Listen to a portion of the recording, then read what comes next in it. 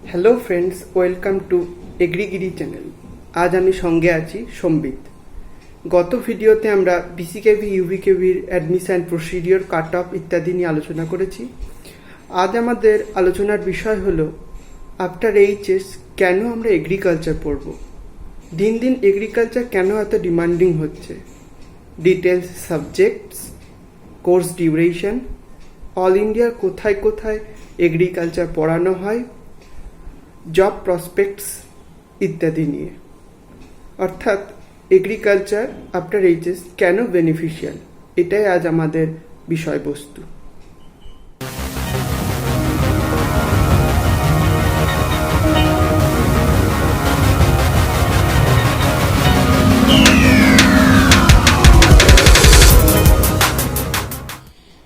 এরপর আমরা আলোচনা করব আফটার এইচএস এগ্রিকালচার পড়তে গেলে কীরকম কী মার্কসের প্রয়োজন, এলিজিবিলিটিস কী। এইচএসে পিওর সায়েন্স থাকতে হবে অথবা বায়োসায়েন্স থাকতে হবে অথবা ভোকেশনাল এগ্রিকালচার অথবা এইচএসে ম্যাথের পরিবর্তে অ্যাডিশনাল সাবজেক্ট হিসেবে এগ্রিকালচার থাকতে হবে। তবে যাই থাকুক তাকে যে কোনো কলেজে ভর্তির জন্য আবেদন করতেই হবে। এছাড়াও আমরা দেখতে পারি যে এইচএসে নম্বরের ভিত্তিতে ভর্তি হওয়া যায় অথবা কোথায় অ্যাডমিশন টেস্ট দিতে হয়। আবার এইচএসে নম্বর যদি কারোর কম থাকে তাহলে সে অল ইন্ডিয়া এন্ট্রান্স এক্সামের অর্থাৎ আইসিআর এআইইএ ইউজি এক্সামের থ্রু দিয়ে আইসিআর কোটাতে ভর্তি হতে পারে। তো মোটামুটি 80%-এর ওপরে মার্কস থাকলে সরকারি কলেজগুলোতে এবং মোটামুটি 60%-এর ওপর মার্কস থাকলে বেসরকারি কলেজগুলোতে ভর্তি হওয়া যায়। এটাই মোটামুটি এলিজিবিলিটিস ক্রাইটেরিয়া। এরপর আসি গোটা ভারতবর্ষে কোথায় কোথায় এগ্রিকালচার পড়ানো হয়। প্রথমে আসি পশ্চিমবঙ্গে 3টে স্টেট এগ্রিকালচার ইউনিভার্সিটি অর্থাৎ SAU আছে। প্রথম হচ্ছে বিসিকেভি বিধানচন্দ্র কৃষি বিশ্ববিদ্যালয়, দ্বিতীয় হচ্ছে ইউবিকেভি উত্তরবঙ্গ কৃষি বিশ্ববিদ্যালয় এবং তৃতীয় হচ্ছে কলকাতায় যেটা আছে university West Bengal university of animal science and fisheries. এছাড়াও বীরভূমের শান্তিনিকেতনে বিশ্বভারতীতে এগ্রিকালচার পড়ানো হয়।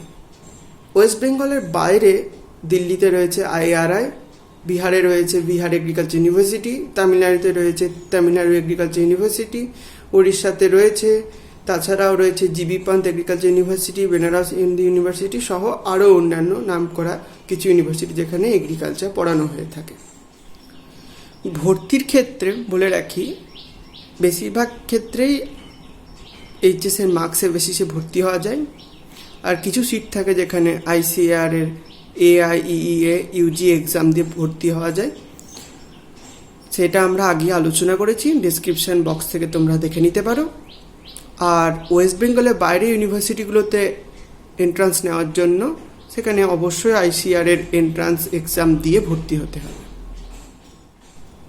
এর মধ্যে একটা গুরুত্বপূর্ণ কথা বলে রাখা ভালো যে প্রাইভেট কলেজগুলিতে ভর্তির ক্ষেত্রে সাবধানতা অবলম্বন করা উচিত, কারণ গত বছর আইসিআর কিছু নিয়মের পরিবর্তন ঘটিয়েছে, যেখানে আইসিআরের অ্যাক্রিডিটেশন না থাকলে কোনো প্রাইভেট কলেজগুলো থেকে আসা ছাত্রছাত্রীরা আইসিএআরের এমএসসি টেস্ট দিয়ে কোনো আইসিআর অ্যাক্রিডেটেড কলেজে ভর্তি হতে পারবে না। তাই বিশদে জেনে কোনো প্রাইভেট এগ্রিকালচারের কলেজে ভর্তি হও যেখানে অ্যাক্রিডিটেশন রয়েছে। তাই এই বিষয়টি জানা খুব দরকার তোমাদের জন্য। এবার কোর্স ডিউরেশন, সাবজেক্ট ডিটেলস অর্থাৎ কী কী পড়ানো হয় ও কী কী বেসিক নলেজ থাকা প্রয়োজন সেটা জেনে নেব। বিএসসি এগ্রিকালচার 4 বছরের কোর্স অর্থাৎ 8টা semester, up to 6 semester theory plus practical থাকে এবং 7th 8th সেমিস্টার সম্পূর্ণ প্র্যাকটিক্যাল বেসড। 7th সেমিস্টারে এক্সপিরিয়েন্সিয়াল লার্নিং ও হ্যান্ডস অন ট্রেনিংয়ে bio fertiliser production, mushroom cultivation, bee keeping, sericulture সহ ভার্মিকম্পোস্ট প্রোডাকশন ও আরও কয়েকটি বিষয়ে হাতে কলমে শিক্ষা দেওয়া হয়। এবং 8th সেমিস্টারে ছাত্রছাত্রীদের ফার্মার্স ফিল্ডে গিয়ে শিক্ষা ও ফার্মার্সদের সাথে কমিউনিকেশনের মাধ্যমে গত 7th সেমিস্টারে শিক্ষার সাথে বাস্তবে চাষিদের অবস্থা ও প্র্যাকটিক্যাল স্ট্যাটাসের সাথে একটা মেলবন্ধনের মাধ্যমে শিক্ষা হয়। তবে কোনো কোনো কলেজ ও ইউনিভার্সিটিতে 7th 8th সেমিস্টারের ব্যাপারটা ভাইস ভার্সা হতে পারে। বিএসসি এগ্রিকালচারে 4 বছরের কোর্সে মেনলি 10 থেকে 12টি সাবজেক্ট আছে। অ্যাগ্রোনমি অর্থাৎ শস্য বিজ্ঞান, বিভিন্ন খারিফ ও রবি ফসলের চাষ পদ্ধতি, সয়েল সায়েন্স, মৃত্তিকা বিজ্ঞান, মাটির স্বাস্থ্য সহ বিভিন্ন বিষয়ে নিয়ে এই সাবজেক্ট পড়তে হয়। জেনেটিক্স অ্যান্ড প্লান্ট ব্রিডিং, এখানে জেনেটিক্স ও বিভিন্ন নতুন ভ্যারাইটি তৈরির কৌশল সম্পর্কে পড়ানো হয়। ক্রপ ফিজিওলজিতে উদ্ভিদের শারীরবৃত্তীয় প্রসেস যেমন সালোকসংশ্লেষ, বাষ্পমোচন, প্ল্যান্ট হরমোনস সহ অন্যান্য বিষয়গুলি পড়ানো হয়। এন্টোমোলজি, বিভিন্ন পোকামাকড় অর্থাৎ ফসলের উপকারী এবং ক্ষতিকারক পোকামাকড় নিয়ে আলোচনা করা হয়। কীটনাশক ইত্যাদি নিয়েও আলোচনা করা হয়। মাইক্রোবায়োলজি ও প্ল্যান্ট প্যাথোলজিতে উদ্ভিদের বিভিন্ন রোগ ও ক্ষতিকারক ব্যাকটেরিয়া, ভাইরাস, ফাঞ্জাই ইত্যাদি সম্পর্কে আলোচনা করা হয়। এছাড়াও রয়েছে agricultural statistics, agriculture engineering, agriculture economics, agriculture extension, seed science and technology, biochemistry, horticulture সহ অ্যানিমাল সায়েন্স পড়তে হয়। এবার বলি, +2 লেভেলে বায়োলজি থাকলে খুব ভালো হয়, সেক্ষেত্রে অনেক সুবিধা হয় পড়তে। তবে চিন্তার কিছু নেই, বায়োলজি না থাকলেও যদি ম্যাথ অ্যান্ড কেমিস্ট্রি থাকে তাহলেও তাতে খুব একটা অসুবিধা হওয়ার কথা নয়। এবার যেটা মেন টপিক বলতে পারি, যে সকলে ওয়েট করে থাকে জানার জন্য যে এগ্রিকালচার সেক্টরে কি কি জব রয়েছে, অর্থাৎ যে আফটার এইচএস সবাই জানতে চায় অথবা সবাই পড়তেও চায় যে এমন কিছু সাবজেক্ট যেখানে গ্র্যাজুয়েশন করলেই চাকরি পাওয়া যায়। তো বলে রাখি যে অন্যান্য সাবজেক্টের থেকে জব পাওয়ার ক্ষেত্রে এগ্রিকালচার বেশ খানিকটা এগিয়েই রয়েছে। তাও বলে রাখি যে এই যে গোটা 4 বছরে অর্থাৎ 8টা সেমিস্টারে যে এক্সপিরিয়েন্স গেইন করবে, অর্থাৎ যেটা পড়াশুনো করবে সেটা কিন্তু একদম ফিল্ড লেভেলে অর্থাৎ ফিল্ড কন্ডিশনের সাথে ম্যাচ করে এবং প্র্যাকটিক্যাল বেসড নিজের নলেজটাকে তৈরি করবে, যেটা তোমাকে অন্যদের থেকে জবে এগিয়ে রাখবে এবং নিজের কিছু স্কিল ডেভেলপ করবে, যেটা তোমাকে এক্সট্রা ফেসিলিটিস দেবে জব পাওয়ার ক্ষেত্রে। বিএসসি এগ্রিকালচার অর্থাৎ 4 বছর পরে কলেজ ও ইউনিভার্সিটিগুলিতে নিজস্ব প্লেসমেন্ট সেল থেকে কোম্পানির মাধ্যমে বিভিন্ন বেসরকারি ও সরকারি সংস্থাতে নিয়োগ হয়। এছাড়াও রয়েছে, তোমরা যদি একাডেমিক লাইনে পড়তে চাও তবে হায়ার স্টাডিজ করতে হবে, প্রথমে মাস্টার্স ও পরে পিএইচডি ও ইউজিসি বা সিএসআইআর নেট কোয়ালিফাই করে বিভিন্ন বিষয়ে অ্যাসিস্ট্যান্ট প্রফেসর ও বিভিন্ন কলেজে লেকচারার হওয়া যাবে। এছাড়া এআরএস অর্থাৎ এগ্রিকালচার রিসার্চ সায়েন্টিস্ট হয়ে দেশের কৃষিতে পরিবর্তনশীল জলবায়ু চ্যালেঞ্জের সঙ্গে নিজের অবদান রাখতে পারবে। এরপর আসি গভর্নমেন্ট জবের ক্ষেত্রে। প্রথমে রয়েছে assistant directorate of agriculture ADA, এছাড়া রয়েছে আইবিপিএস এও, এয়ারপোর্ট সিপোর্টগুলিতে প্ল্যান কোয়ারেন্টাইন অফিসার, এছাড়াও ডিএইচও ডিস্ট্রিক্ট হর্টিকালচারাল অফিসার, কেভিকেগুলিতে সাবজেক্ট ম্যাটার স্পেশালিস্ট নেওয়া হয় এসএমএস।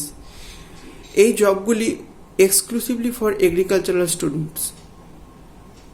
তোমরা জব ডিটেলস ওয়েবসাইটে গিয়ে দেখে নিতে পারো, আমাদের ডেসক্রিপশন বক্সে সমস্ত কিছু দিয়ে রাখা হলো।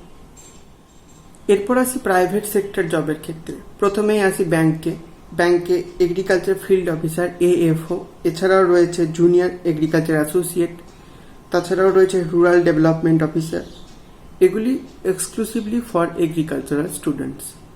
এছাড়াও বিভিন্ন কোম্পানিতে যেমন সিড, ফার্টিলাইজার, পেস্টিসাইড, হার্বিসাইড কোম্পানিগুলোতে সুযোগ পাওয়া যায়। তাছাড়াও UPSC IAS A agriculture as a elective or optional subject হিসেবে নেওয়া যেতে পারে। ওপরের এই কোনো দুটি সেক্টরে যদি তুমি জব না পেলে তাহলে আশাহত হওয়ার কোনো কারণ নেই, কারণ সেক্ষেত্রে আর একটি অপশান অর্থাৎ রাস্তা খোলা থাকছে, সেটা হচ্ছে এন্টারপ্রাইজ, এগ্রিকালচারাল বেসড এন্টারপ্রাইজ, যাকে বলে এন্ট্রিপ্রিনিয়রশিপ করে তুমি এগ্রি বিজনেস করতে পারো। এগ্রি বেসড এন্টারপ্রিনিয়রশিপগুলোর মধ্যে রয়েছে vermi composting, value added product, এছাড়াও নিজস্ব নার্সারি, এগুলি করতে পারো, যেগুলি তুমি আগেই নলেজ এবং এক্সপিরিয়েন্স তোমার এই 4 বছরের কোর্সে গেইন করেছো। তাই জবের সুবিধে অনেক, তুমি কোন ক্ষেত্রে যেতে চাও সেটা তোমাকে চুজ করতে হবে। সবার শেষে একটা কথা বলে রাখি, কোনো সাবজেক্টে স্কোপ বেশি বা কম এটা ম্যাটার করে না। তুমি তোমার প্যাশনকে কতটা ফলো করে তোমার গোল অ্যাচিভ করতে পারবে, ইট ম্যাটার্স। অর্থাৎ কোনো সাবজেক্টে স্কোপ বেশি থাকুক বা কম থাকুক, তোমার কোনটাতে ইন্টারেস্ট বেশি, তুমি কোনটাকে নিজের পাথেও করতে পারবে, সেইটাই তোমার লক্ষ্য হওয়া উচিত। সেইখানে তুমি হার্ডওয়ার্ক করো, রিপিটেড প্র্যাকটিস করো, তাহলে দেখবে তুমি তোমার লক্ষ্যে ঠিক পৌঁছে যাবে। আজকের আলোচনা সংক্রান্ত যদি কোনো প্রশ্ন থাকে তাহলে তোমরা আমাদের কমেন্ট বক্সে জানাও। সবশেষে best wishes for your HS result 2020। সকলের রেজাল্ট খুব ভালো হোক, সকলের লক্ষ্য পূর্ণ হোক, এই কামনা করে আজকে আমি শেষ করছি।